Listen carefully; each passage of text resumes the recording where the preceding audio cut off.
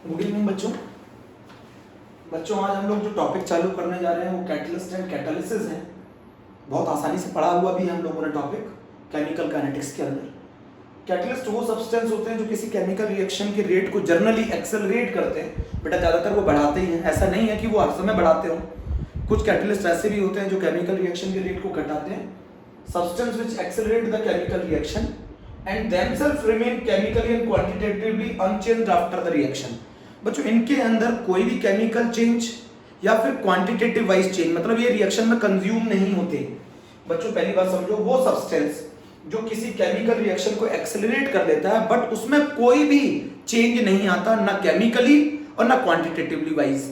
मतलब एक छोटा सा अमाउंट कैटलिस्ट का किसी रिएक्शन को कैटलाइज करने के लिए सफिशिएंट है, क्योंकि वो रिएक्शन के दौरान कभी कंज्यूम नहीं होते।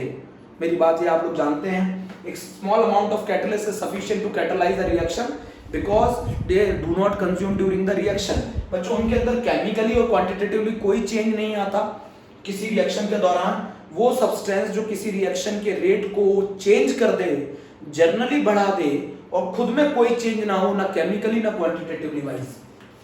फॉर एग्जाम्पल बच्चों एनसीईआरटी में एक एग्जांपल से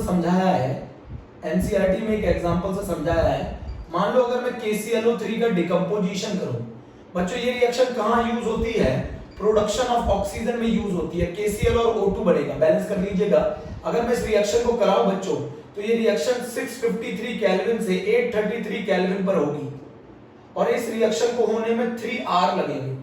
3 से 4 घंटे लगते हैं इस रिएक्शन को होने में।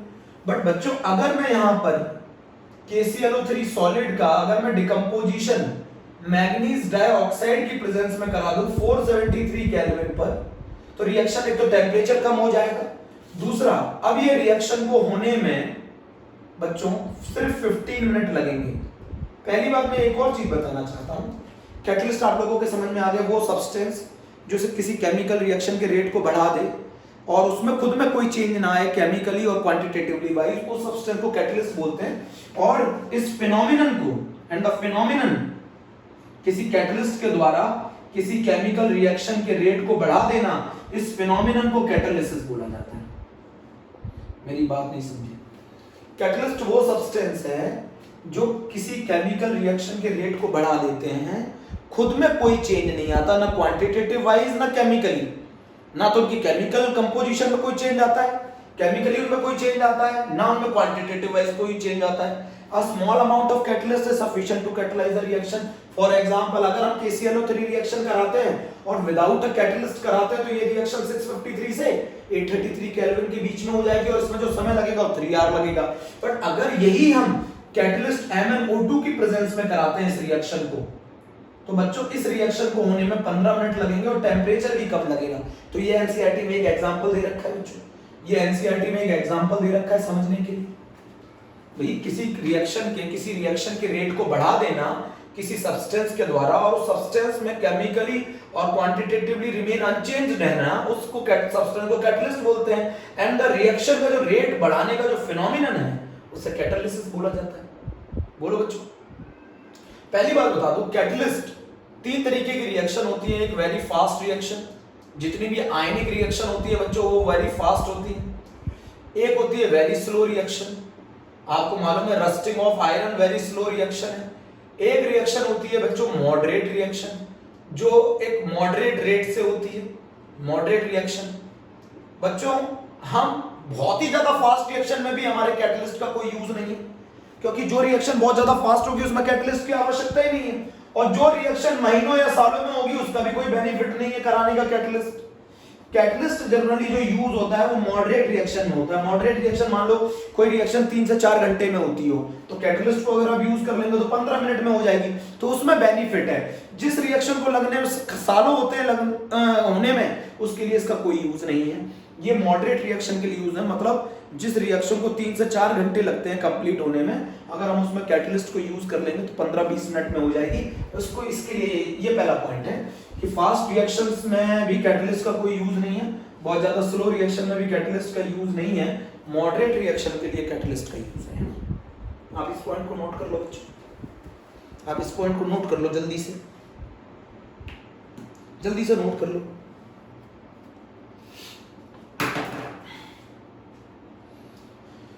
तो किसी सब्सटेंस के द्वारा वो सब्सटेंस जो किसी केमिकल रिएक्शन के रेट को बढ़ा दे without undergoing any change in its chemical composition और क्वांटिटेटिव वाइज, इसमें खुद में कोई चेंज नहीं होता बच्चों, इसमें खुद में कोई चेंज नहीं होता रिएक्शन के दौरान, इसमें खुद में कोई चेंज नहीं होता। Small amount of catalyst sufficient to catalyse the reaction. ठीक है, नोट कर। चलो अगला आगे चलते हैं।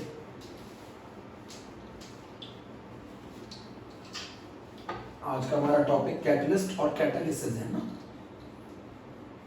अब बच्चों मेरी बात सुनना, दो तरीके के कैटालिसिस होती है ना, दो तरीके की कैटालिसिस होती है। एक कैटालिसिस को बच्चों ये 2 मार्क्स में आता है क्वेश्चन। एक कैटालिसिस को कहते हैं बच्चों होमोजीनियस कैटालिसिस, एक कैटालिसिस को बोलते हैं बच्चों होमोजीनियस कैटालिसिस, एक कैटालिसिस को बोला जाता है बच्चों हेट्रोजीनियस कैटालिसिस, एक को होमोजीनियस बोला जाता है, एक को हेट्रोजीनियस कैटालिसिस। होमो का मतलब होता है सेम, हेट्रो का मतलब होता है डिफरेंट। होमो का मतलब होता है सेम, हेट्रो का मतलब होता है डिफरेंट, है ना। मेरी बात सुनी ध्यान से, क्या बोला मैंने? होमो का मतलब होता है सेम और हेट्रो का मतलब होता है डिफरेंट। जब catalyst and reactant both are present in the same phase,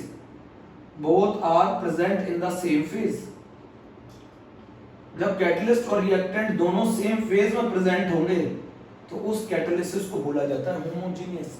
जब कैटलिस्ट और रिएक्टेंट दोनों सेम फेज में प्रेजेंट होंगे तो उसको बोला जाता है homogeneous catalysis.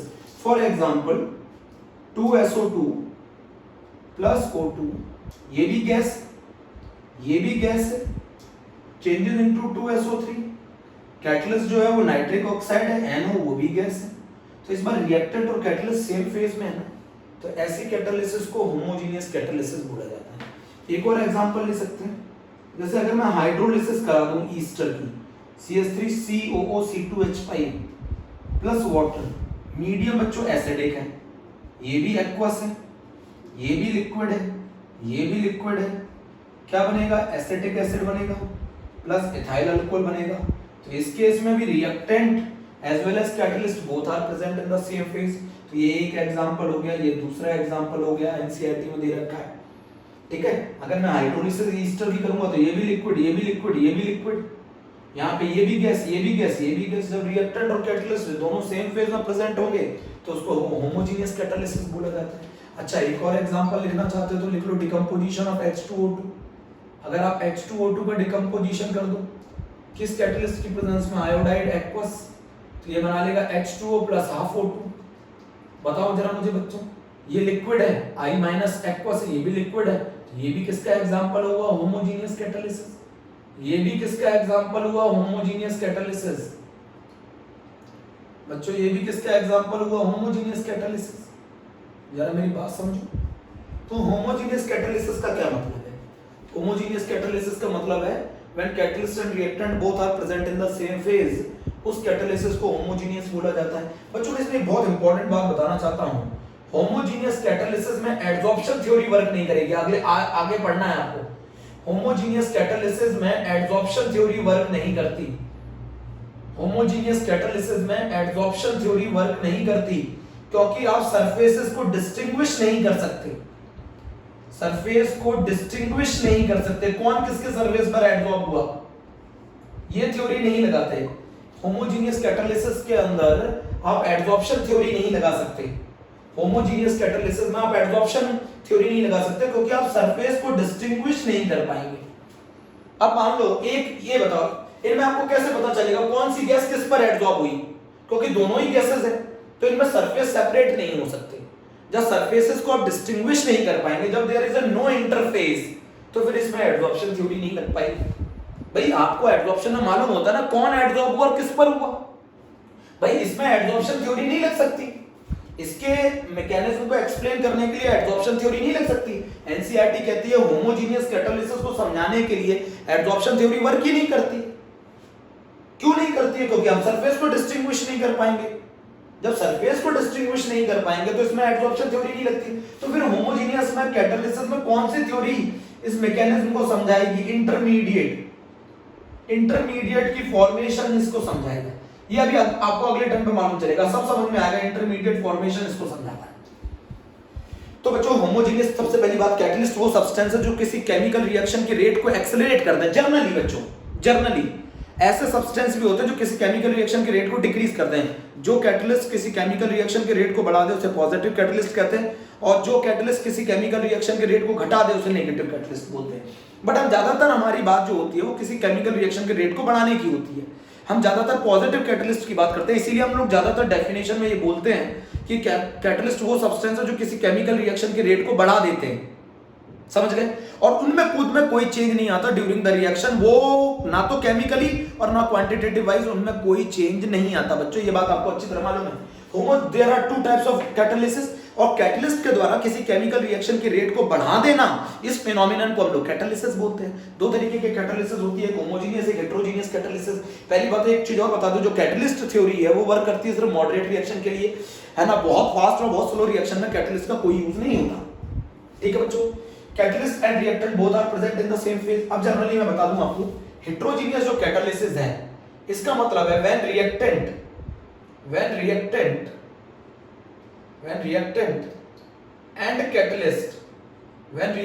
and catalyst both are present in different phase, बच्चों एक चीज और बहुत इंपॉर्टेंट बता दूं, ये मेरे बोर्ड एग्जाम में आया था 2 मार्क्स में। Right the 4 examples of the heterogeneous catalysis. बच्चों ये मेरे बोर्ड एग्जाम में आया था, right the 4 example of heterogeneous catalysis. Heterogeneous catalysis वो कैटालिसिस होता है जिसके अंदर रिएक्टेंट और कैटलिस्ट दोनों अलग-अलग फेजेस में प्रेजेंट होते हैं। हेटेरो का मतलब होता है डिफरेंट, होमो का मतलब होता है सेम। हेटेरो का मतलब ये है कि जब रिएक्टेंट और कैटलिस्ट दोनों अलग-अलग फेजेस में प्रेजेंट होंगे तो उसको हेटेरोजेनियस कैटालिसिस कहा जाएगा। होमोजेनियस कैटालिसिस का मतलब है जब कैटलिस्ट एंड रिएक्टेंट दोनों प्रेजेंट होते हैं सेम फेज में। इसकी मैकेनिज्म जो हम समझाते हैं वो इंटरमीडिएट फॉर्मेशन से समझाता हूं, अगले टर्म पे बताऊंगा। होमोजेनियस कैटालिसिस के अंदर एडसॉर्प्शन थ्योरी वर्क नहीं करती इसकी मैकेनिज्म को समझाने के लिए, मतलब वो कैटलिस्ट कैसे रिएक्शन के रेट को बढ़ाता है, ये चीज यहां पर इंटरमीडिएट फॉर्मेशन समझाएगा, ना कि एडसॉर्प्शन समझाएगा।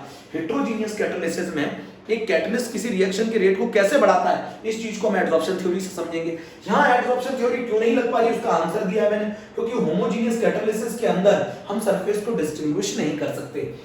मैंने एग्जांपल दिया कि होमोजेनियस कैटालिसिस के अंदर when catalyst and reactant both are present in the same phase they are known as homogeneous catalysis, these are the example, है ना। And heterogeneous catalysis are the catalysis when the reactant and the catalyst both are present in the different phases. बोलो बच्चों, ये note कर लिया आप लोगों ने, both are present in the different phases.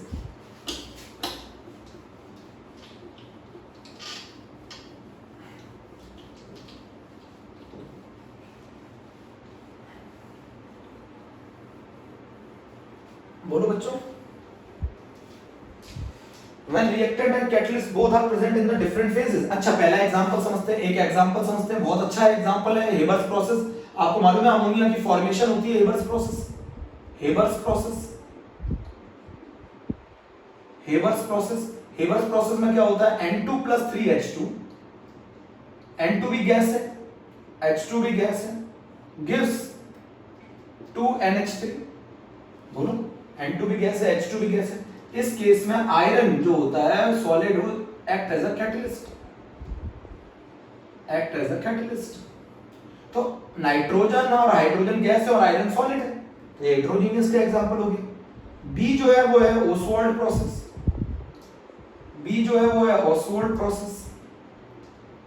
क्या है बच्चों, NH3 का oxidation, NH3 + O2, 4NH3 + 5O2 changes into 4NO + 6H2। यहाँ बताओ O2 क्या है, गैस, अमोनिया क्या है, गैस, और यहाँ पे प्लेटिनम क्या है बच्चों, सॉलिड। ये भी एक एग्जांपल है ओसवाल्ड प्रोसेस। कितने एग्जांपल हो गए, 2। एक और एग्जांपल है 2SO2 + O2, 2SO2 gas, O2 gas gives 2SO3 gas. इसके केस में भी प्लेटिनम सॉलिड एक एग्जांपल है। This is also heterogeneous catalysis। Fourth example बच्चों, फोर्थ एग्जांपल भी समझते हैं, याद है आप लोगों के 11th क्लास में, वेजिटेबल ऑयल ये लिक्विड है, कैटालिटिक हाइड्रोजनेशन ये गैस है, कैटलिस्ट निकल है, क्या बनता है, वेजिटेबल घी या वनस्पति घी। वनस्पति घी की फॉर्मेशन, बोलो बच्चों, ये निकल सॉलिड है। तो these are the examples of the heterogeneous catalysis. और हेटेरोजेनियस कैटलिस्ट क्या होते हैं? When reactant and catalyst both are present in the different phase.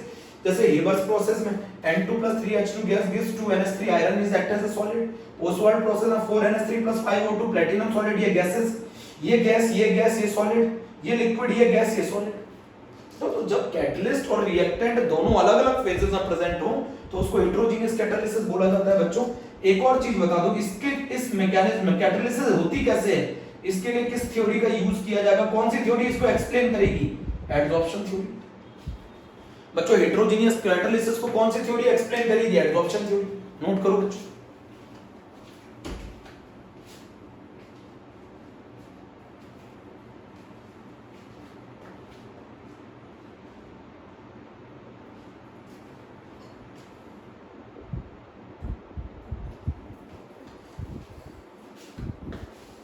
बोलो बच्चों, जल्दी नोट कर लो।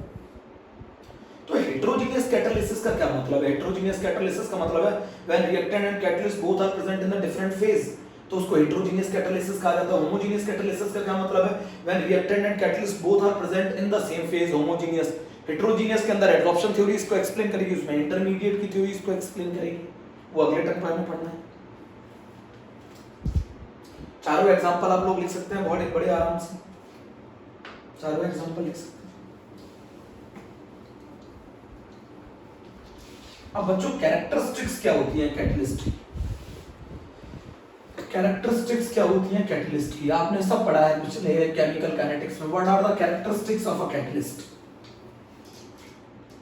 और क्या कैरेक्टरिस्टिक्स होती हैं? What are the characteristics of catalyst?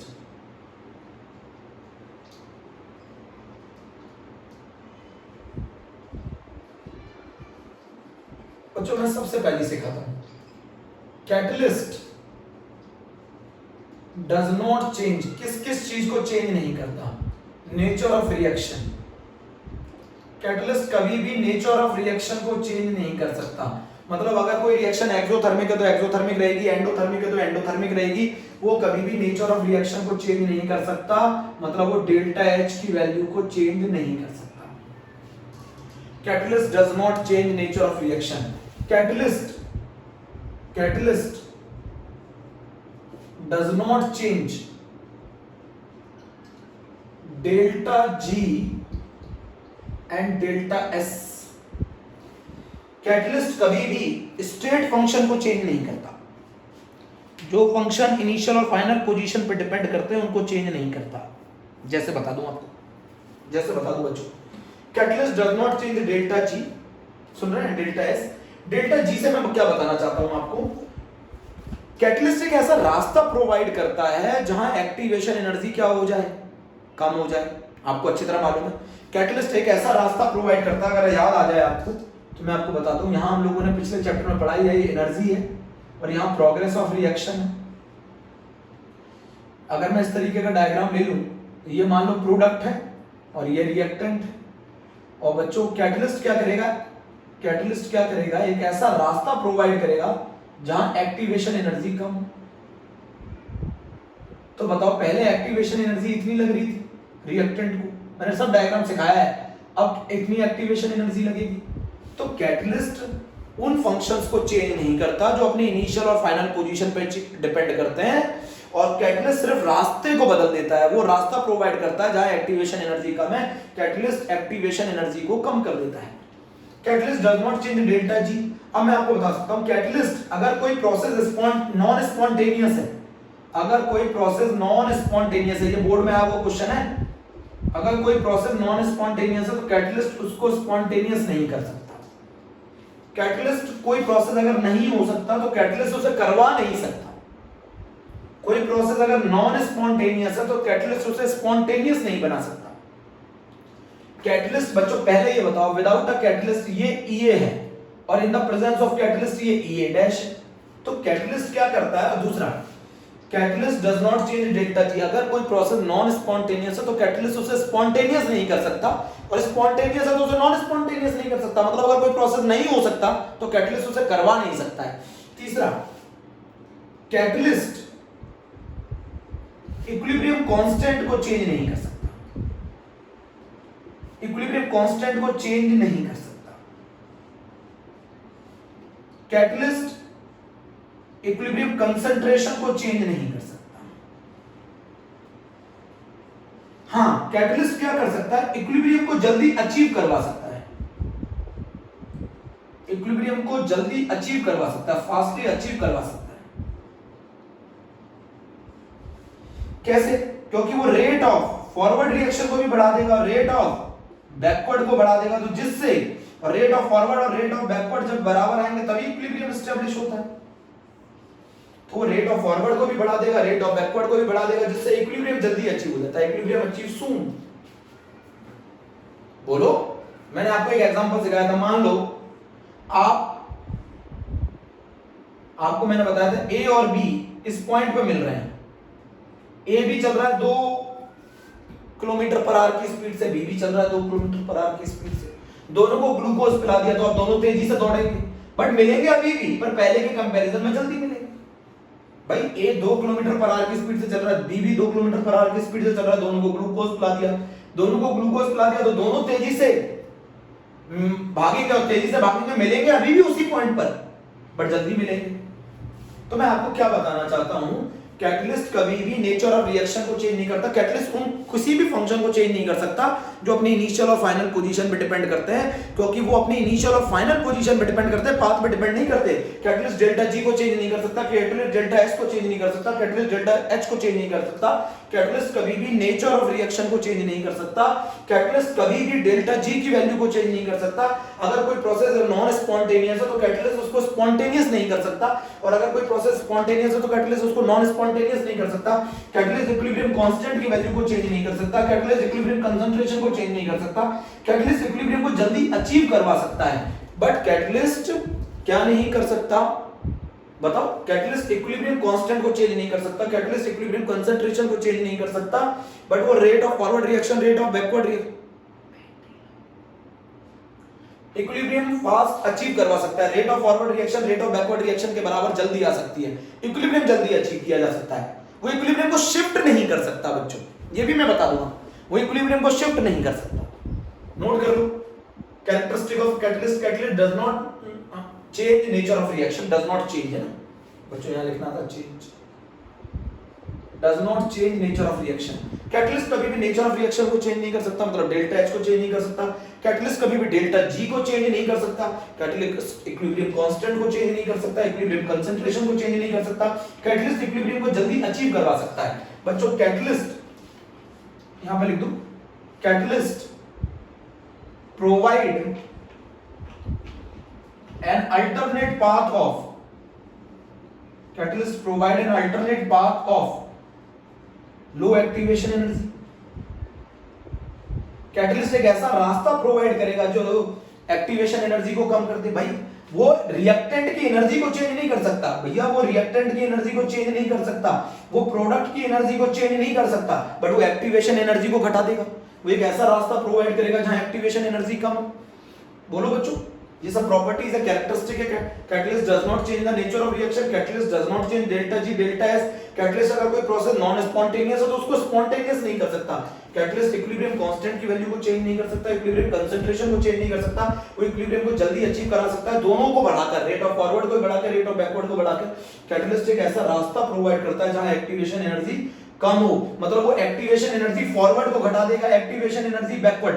पहले बच्चों इतनी एक्टिवेशन एनर्जी बैकवर्ड थी, अब कितनी रह जाएगी एक्टिवेशन एनर्जी बैकवर्ड, अब इतनी रह जाएगी। तो वो दोनों में activation energy forward, activation energy backward दोनों को कम कर देता है, क्योंकि वो एक ऐसा रास्ता प्रोवाइड करता है जहां एक्टिवेशन एनर्जी कम हो। नोट करो,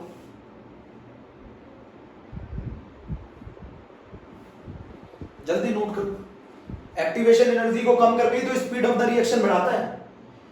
तो कैटलिस्ट कभी भी नेचर ऑफ रिएक्शन को चेंज नहीं कर सकता, कैटलिस्ट कभी भी डेल्टा जी को चेंज नहीं कर सकता, अगर कोई प्रोसेस नॉन स्पॉन्टेनियस है तो स्पॉन्टेनियस नहीं कर सकता, इक्विलिब्रियम कांस्टेंट को चेंज नहीं कर सकता, इक्विलिब्रियम कंसंट्रेशन को चेंज नहीं कर सकता, रेट ऑफ फॉरवर्ड और रेट ऑफ बैकवर्ड रिएक्शन दोनों को बढ़ा के जल्दी से इक्विलिब्रियम अचीव कराता है। और कैटलिस्ट एक ऐसा रास्ता प्रोवाइड करता है जहां एक्टिवेशन एनर्जी कम हो। बच्चों डायग्राम और थोड़ा अच्छे से दिखते, डायग्राम और थोड़ा अच्छे से दिखते।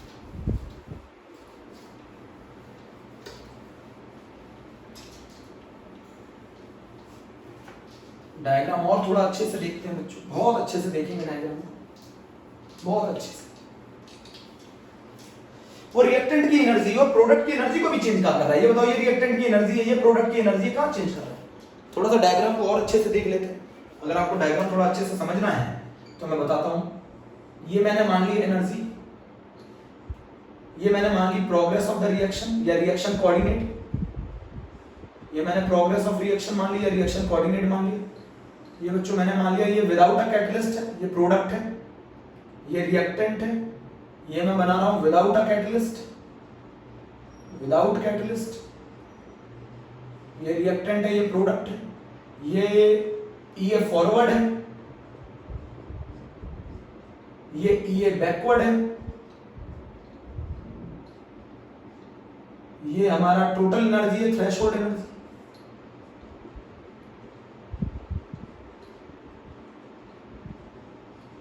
ठीक है, ये एनर्जी ऑफ रिएक्टेंट है, ये एनर्जी ऑफ प्रोडक्ट है, ये without catalyst.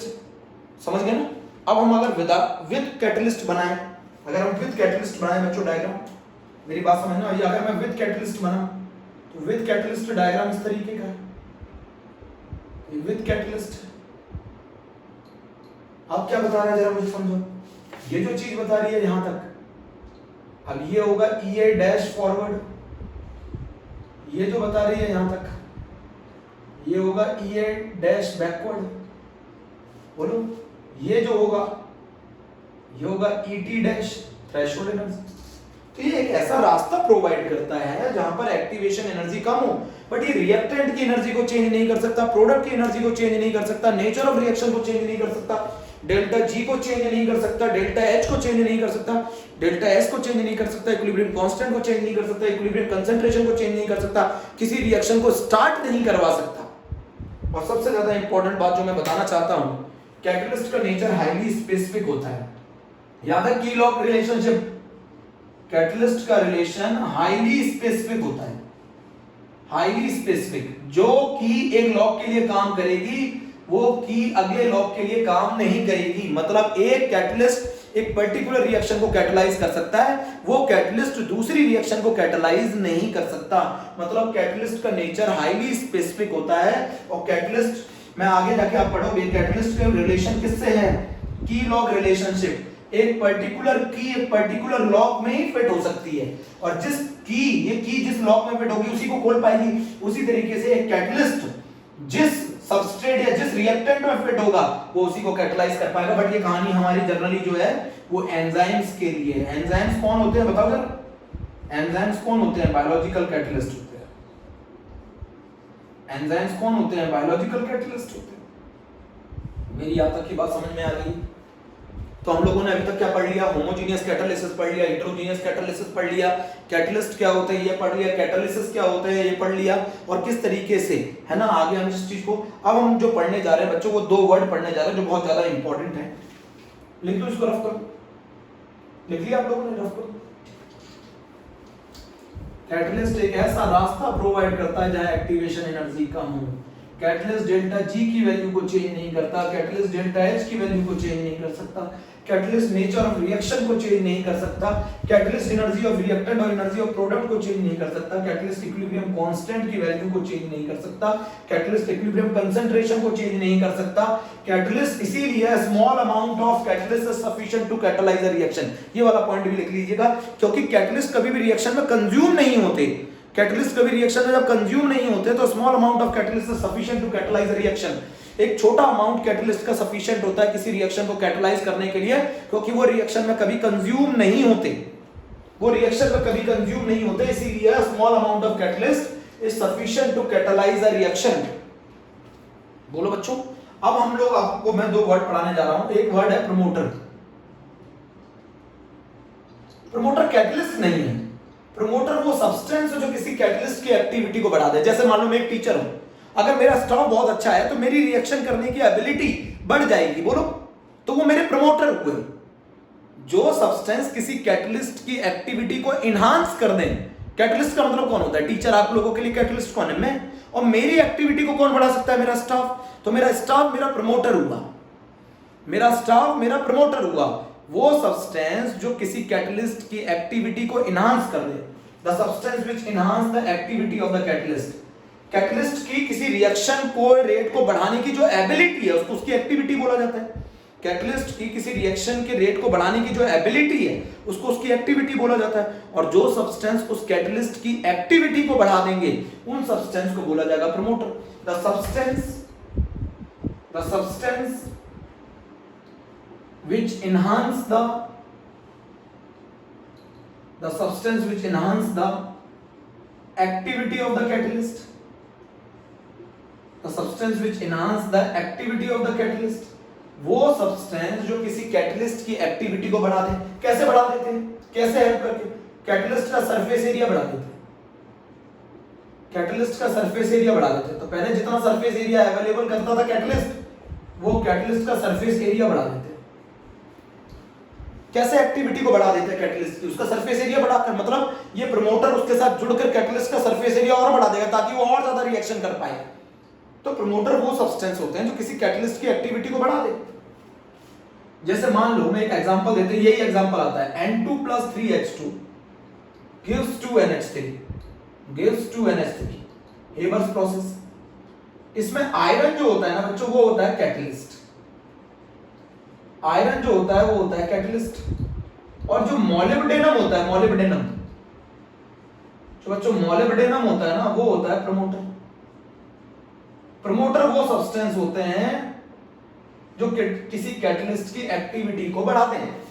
The substance which enhance the activity of the catalyst is known as promoter. N2 + 3H2 gives 2NH3. Iron is a catalyst and molybdenum is a promoter. Iron is a catalyst and molybdenum is a promoter. N2 + 3H2 gives 2NH3. Iron is a catalyst and molybdenum is a promoter. वो substance जो किसी catalyst की activity को बढ़ा दे। कैसे? मान लो catalyst ये मान लो कैटलिस्ट है, ये सब्सटेंस इसके साथ जुड़ जाएगा, इसका सरफेस एरिया बढ़ा दे, जिससे ये और ज्यादा तेजी से रिएक्शन करवा पाएगा अपने सरफेस पर। भाई कैटलिस्ट आगे जाके पढ़ोगे ना, कैटलिस्ट अपना सरफेस प्रोवाइड करता है। बच्चों आजकल एनसीईआरटी में एक और चीज दे रखा है, alumina is also act as a promoter. Al2O3 is also act as a promoter. आप लोग देखिएगा, जो सब्सटेंस किसी कैटलिस्ट की एक्टिविटी को बढ़ा दे उन सब्सटेंस को बोला जाता है प्रमोटर। बोलो बच्चों, जल्दी बोलो जल्दी। प्रमोटर, तो प्रमोटर वो सब्सटेंस है जो किसी कैटलिस्ट की एक्टिविटी को बढ़ा देते हैं, उन सब्सटेंस को हम लोग प्रमोटर बोलते हैं, promoter. The substance which enhance the activity of the catalyst, उसको प्रमोटर बोलते हैं प्यारे बच्चों।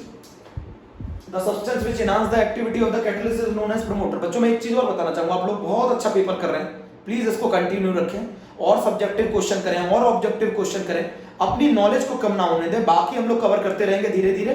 ठीक है बच्चों, बहुत अच्छा पेपर कर रहे हो, सच में बहुत शानदार। The substance which enhance the activity of the catalyst N2 + 3H2 gives 2NH3. Iron is a catalyst, molybdenum is a promoter.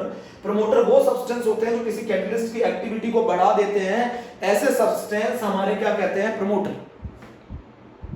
आप लोगों के लिए बता दूं, जो रिश्तेदार आप लोगों की तारीफ कर दे तो वो क्या कर रहा है, वो आपकी एक्टिविटी को और बढ़ा रहा है, तो वो भी क्या हो गया आपके लिए, प्रमोटर हो गया। प्रमोटर वो सब्सटेंस होते हैं जो किसी कैटलिस्ट की एक्टिविटी को इनहांस करते हैं। एक्टिविटी का मतलब होता है किसी कैटलिस्ट की किसी रिएक्शन के रेट को बढ़ाने की जो एबिलिटी है, कितने गुना बढ़ा सकता है वो उसकी क्या कहलाती है, एक्टिविटी कहलाती है। बोलो बच्चों, किसी कैटलिस्ट की वो एबिलिटी कि वो एक रिएक्शन के रेट को कितना गुना बढ़ा सकता है, वो उसकी एबिलिटी कहलाती है। सुनते ही नहीं। अब वर्ड आता है बहुत important, catalytic poison. Negative person जो किसी कैटलिस्ट की एक्टिविटी को घटा दे, आपको बारे में कोई खराब बोल जाए, आप दिन भर उदास रहो, तो कोई ऐसा सब्सटेंस जो किसी कैटलिस्ट की एक्टिविटी को घटा दे। The substance which decreases the activity of the catalyst, which decreases the activity of the catalyst, जो सब्सटेंस किसी कैटलिस्ट की एक्टिविटी को घटा दे। कैसे? कैटलिस्ट की कंपोजिशन को चेंज कर देता है, कैटलिस्ट की कंपोजिशन को बदल देता है। पॉइजन क्या है, ये कैटलिस्ट की कंपोजिशन को बदल देता है, या फिर आप ऐसे भी कह सकते हैं ये एक्टिव साइट्स जो होती है कैटलिस्ट पर, एक्टिव साइट्स उनको ब्लॉक कर देता है। कैटलिस्ट की कंपोजिशन को चेंज कर देता है या फिर कैटलिस्ट की एक्टिव जो साइट्स होती है उनको ब्लॉक कर देता है, उस सब्सटेंस को कहते हैं catalytic poison. The substance which decreases the activity of the catalyst is known as catalytic poison. और कैटालिटिक पॉइजन में वो एक्टिव साइट्स को ब्लॉक कर देता है या कैटलिस्ट की कंपोजिशन को बदल देता है, जिससे कैटलिस्ट की किसी रिएक्शन के रेट को बढ़ाने की जो एबिलिटी है वो कम हो जाती है। बच्चों इसका बहुत बड़ा यूज है। आप ऑर्गेनिक केमिस्ट्री में 12th क्लास में एक रिएक्शन पढ़ेंगे रोजनमूड्स। ऑर्गेनिक केमिस्ट्री में देखो एक एसिड क्लोराइड है, ये एसिड क्लोराइड है। अगर आपने इसका कैटालिटिक हाइड्रोजनेशन कराया, आपने इसका हाइड्रोजनेशन कराया पैलेडियम की प्रेजेंस में, तो बच्चों अब मान लो मुझे एल्डिहाइड बनाना है, बट अगर आपने इसमें कैटालिटिक पॉइजन यूज नहीं किया तो ये रिएक्शन सीधे अल्कोहल पे जाके रुक जाएगी। मतलब पहले ये एल्डिहाइड बनेगा, RCHO को एल्डिहाइड कहते हैं, और ये एल्डिहाइड फर्दर रिड्यूस होकर अल्कोहल बना लेगा। अब भैया मुझे अल्कोहल नहीं चाहिए, अगर आपने इसमें कैटालिटिक पॉइजन यूज नहीं किया तो आप ये रिएक्शन को एल्डिहाइड पे रोक नहीं पाएंगे, ये रिएक्शन सीधे अल्कोहल पे रुकेगी। और मुझे क्या चाहिए, मुझे एल्डिहाइड चाहिए, तो मुझे इस कैटलिस्ट की, इस पैलेडियम की एक्टिविटी को रोकना होगा ना। इस पैलेडियम की एक्टिविटी को, इसकी जो एबिलिटी है रिएक्शन के रेट को बहुत तेजी से बढ़ा रहा है, मुझे उसे यहां रोकना होगा ना, तो मैं इसके लिए कैटालिटिक पॉइजन यूज करूंगा। और वो कैटालिटिक पॉइजन जो होता है इसके केस में वो होता है बेरियम सल्फेट। हम इस मेटल के सरफेस पे बेरियम सल्फेट लगा देते हैं।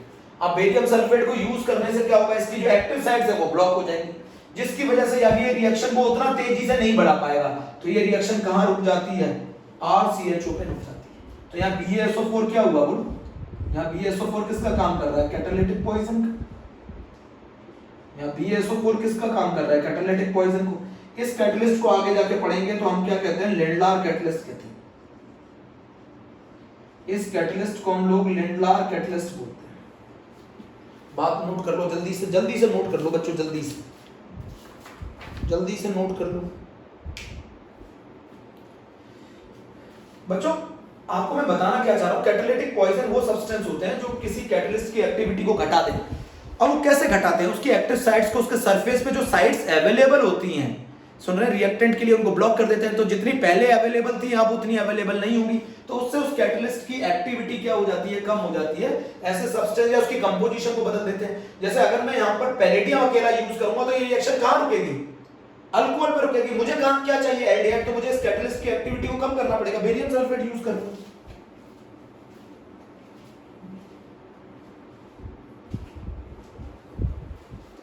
बच्चों बोलो, बेरियम सल्फेट यूज करूंगा। बेरियम सल्फेट क्या करेगा, इस कैटलिस्ट की एक्टिविटी को कम करेगा। एक और एग्जांपल समझते हैं, अभी तो ऑर्गेनिक के एग्जांपल समझ रहे हैं, एक और एग्जांपल समझ। बच्चों मुझे रिएक्शन एल्डिहाइड तक रोकनी है भैया। अगर मैंने BaSO4 यूज नहीं किया तो ये रिएक्शन सीधे कहां रुकेगी, अल्कोहल पे रुकेगी। भैया मुझे एल्डिहाइड चाहिए साहब, मुझे एल्डिहाइड चाहिए, मुझे एल्डिहाइड तक रोकनी होगी इस रिएक्शन को, तो उस कैटलिस्ट की एक्टिविटी को कम करना होगा। कम करने के लिए मैं किसका सहारा लूंगा, बेरियम सल्फेट का। बेरियम सल्फेट का सहारा लूंगा। वो बेरियम सल्फेट के कारण वो रिएक्शन की जो कैटलिस्ट की एक्टिविटी है वो कम हो जाएगी, जिसके कारण वो रिएक्शन एल्डिहाइड। आपने भी पढ़ा है, जरा मुझे समझाओ, 11th में पढ़ा है। एल्काइन ले लो, एल्काइन याद करो, एल्काइन ले लिया, हाइड्रोजनेशन करा दो पैलेडियम की प्रेजेंस में, क्या करेगा, सीधे एल्केन बना देगा। बट मुझे तो एल्कीन चाहिए, मुझे एल्कीन चाहिए, ये तो सीधे एल्केन पे रुक रही है रिएक्शन। तो मैं क्या करूंगा, इसका जो कैटालिटिक हाइड्रोजनेशन कराऊंगा वो पैलाडाइज चारकोल की प्रेजेंस में कराऊंगा। इसका जो पैलाडाइज चारकोल की प्रेजेंस में कराऊंगा बच्चों, पैलाडाइज चारकोल इसकी प्रेजेंस में कराऊंगा, तो मेरा बताओ क्या बन जाएगा, एल्कीन बन जाएगा। रुक गई रिएक्शन। तो यहाँ पर ये जो चारकोल है ये कैटालिटिक पॉइजन का काम कर रहा है। साथ में सल्फर और क्विनोलिन भी होते हैं, आगे सिखाएंगे। अगर मैं इसको ऐसे भी लिख सकते हैं आप, इसका कैटालिटिक हाइड्रोजनेशन कर दो PdCaCO3, PdCaCO3, इसको हम लोग कहते हैं मेटल के सरफेस को लगा दिया चूना। इसको हम क्या कैसे याद रखते हैं, मेटल के सरफेस को लगा दिया चूना। तो ये रिएक्शन कहां रुक जाएगी, जरा मुझे बताओ, एल्कीन पे रुक जाएगी। PdCaCO3 and pelletized charcoal, they are known as Lindlar catalyst, Lindlar catalyst बोलते हैं। नोट कर लिया बच्चों। मुझे एल्कीन बनाना है, मुझे एल्कीन बनाना है, तो इस कैटलिस्ट जो पैलेडियम जो कैटलिस्ट है इसकी एक्टिविटी को मुझे कम करना होगा। तो मैं चारकोल यूज करता हूं या फिर मैं कैल्शियम कार्बोनेट यूज करता हूं, ये इसकी एक्टिविटी को कम कर देते हैं और इसी को हम लोग बोलते हैं लिंडार कैटलिस्ट। आपको कुछ और ही याद कराऊं R C triple bond C single bond R, याद है? अगर इस एल्काइन का मैं कैटालिटिक हाइड्रोजनेशन करा दूं पैराडाइज चारकोल लिंडार कैटलिस्ट की प्रेजेंस में, तो सिस एल्कीन बनता है, याद है? नहीं बनता? आईआईटी बहुत बार क्वेश्चन पूछ चुका है। सिस एल्कीन बनता है। सिस का मतलब होता है दोनों group same side. Cis alkene बनता है दोनों ग्रुप सेम साइड। अगर मैं इस एल्काइन का कैटालिटिक हाइड्रोजनेशन करा दूं पैराडाइज चारकोल की प्रेजेंस में, तो सिस एल्कीन बनता है। और अगर मैं इसका बिर्च रिडक्शन करा दूं, बिर्च रिडक्शन हाइड्रोजनेशन करा दूं सोडियम लिक्विड अमोनिया की प्रेजेंस में, सोडियम लिक्विड अमोनिया की प्रेजेंस में, इसको बोलते हैं बिर्च रिडक्शन। बिर्च रिडक्शन तो ट्रांस एल्कीन बनेगा। ट्रांस का मतलब समझ गए? दोनों ग्रुप अपोजिट साइड होंगे। ये आर और आर, ये बन गया ट्रांस। ये क्वेश्चन आईआईटी 3 बार पूछ चुका है, 2018, 2012 इनमें। तो अगर आप इस एल्काइन का रिडक्शन किसकी प्रेजेंस में करा दें, पैराडाइज चारकोल की प्रेजेंस में, तो सिस एल्कीन बनेगा। और अगर इसका आप सोडियम लिक्विड अमोनिया की प्रेजेंस में करा दें या लिथियम लिक्विड अमोनिया की प्रेजेंस में करा दें, तो ट्रांस बनेगा। तो इसको बिर्च रिडक्शन बोला जाता है। आप इसको नोट कर लेना अच्छी तरीके से, इसको बिर्च रिडक्शन बोला जाता है। लिक्विड अमोनिया और इस रिएजेंट को बिर्च रिएजेंट बोला जाता है। तो कैटालिटिक पॉइजन, अभी मेरी कहानी खत्म नहीं हुई। कैटालिटिक पॉइजन वो सब्सटेंस है जो किसी कैटलिस्ट की एक्टिविटी को क्या कर देते हैं, कम कर देते हैं। ये उसको बोला जाता है कैटालिटिक पॉइजन। बोलो बच्चों, उसको बोला जाता है कैटालिटिक पॉइजन। बोलो। जब आप लोग क्लासरूम में होते थे तो आप मेरे लिए काम करते थे कैटालिटिक प्रमोटर का। आजकल उल्टे सीधे जवाब लिख के देते हो, तो ये काम करता है कैटालिटिक पॉइजन का। अब जरा मेरी बात समझो। क्वेश्चन है एनसीईआरटी में कि अमोनिया की फॉर्मेशन में हम CO को क्यों रिमूव करते हैं? अमोनिया के फॉर्मेशन में हम CO को क्यों रिमूव करते हैं? अमोनिया के फॉर्मेशन में हम CO को क्यों रिमूव करते हैं? ये क्वेश्चन है। N2+3H2+2NH3 अमोनिया के फॉर्मेशन में हम CO को रिमूव क्यों करते हैं? मैं आपको बताता हूं। अमोनिया के फॉर्मेशन में CO is act as a, NCERT का क्वेश्चन है, बोर्ड में आ चुका, कैटालिटिक पॉइजन। Catalytic poison. और ये कैटलिस्ट की अगर एक्टिविटी को घटाएगा तो फॉर्मेशन ऑफ अमोनिया कम होगी। फॉर्मेशन ऑफ अमोनिया कम होगी। नहीं समझे भाई? हेबर्स प्रोसेस के अंदर carbon monoxide is act as a catalytic poison. और अगर ये पॉइजन होगा तो कैटलिस्ट की एक्टिविटी घटेगी। आयरन इज अ कैटलिस्ट, इसकी एक्टिविटी घटेगी। और अगर इसकी एक्टिविटी घटेगी तो हमें इसको क्या करना पड़ेगा? इसको रिमूव करना पड़ेगा। रिमूव क्यों करना पड़ेगा? क्योंकि अगर ये प्रेजेंट रहा तो हमारे फॉर्मेशन ऑफ अमोनिया को कम कर देगा। इसीलिए हमें हेबर्स प्रोसेस के दौरान या अमोनिया के फॉर्मेशन के दौरान कार्बन मोनोऑक्साइड को रिमूव करना होता है। ये क्वेश्चन है एनसीईआरटी इंडेक्स्ड। पहला पार्ट खत्म। पहला पार्ट खत्म। कैटालिटिक पॉइजन, ठीक है। Catalytic poison, promoter, homogeneous, heterogeneous catalysis, catalyst, उसकी कैरेक्टरिस्टिक्स, ये सब खत्म। Okay, thank you. पहला पार्ट कैटलिस्ट का खत्म। सेकंड पार्ट में कैटलिस्ट को कंप्लीट करेंगे, है ना प्यारे बच्चों? ठीक है, ओके, थैंक यू।